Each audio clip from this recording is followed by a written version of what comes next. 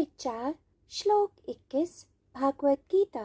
निराशीर्यत चित्तात्मा त्यक्त सर्व परिग्रहः शारीरं केवलं कर्म पूर्वं नाप्नोति किल्बिषम्।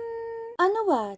अपेक्षाओं तथा स्वामित्व की भावना से मुक्त मन तथा बुद्धि को पूरी तरह से नियंत्रण करके वे अपने शरीर द्वारा कर्म करते हुए भी कोई पाप नहीं करते हैं। व्याख्या।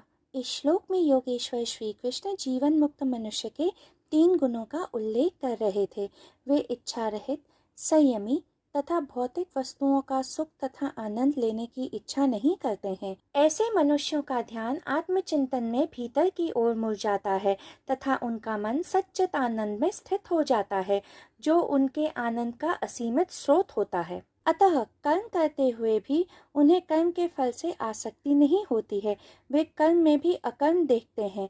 ऐसे मनुष्य जो शरीर के लिए आवश्यक है वही करते हैं, किंतु फिर भी कर्म के बंधन में नहीं फंसते हैं, क्योंकि वे कर्म को पूर्णतः जागरूक होकर साक्षी भाव से युक्त होकर करते हैं।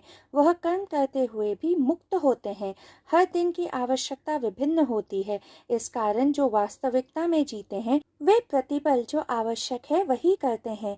धर्म की व्याख्या भी यही होती है, उचित समय पर उचित कर्म करना। इसलिए ऐसे किए गए कर्म मनुष्य को कर्म बंधन में नहीं बांधते हैं। जो कर्म मनुष्य को कर्म बंधन में बांध ही नहीं सकते हैं, वे अपने फलस्वरूप न मनुष्य को पुण्य प्राप्त करा सकते हैं और न ही पाप। इसीलिए ऐसे मनुष्य अपने शरीर द्वारा कर्म करते हुए भी कोई पाप नहीं करते हैं।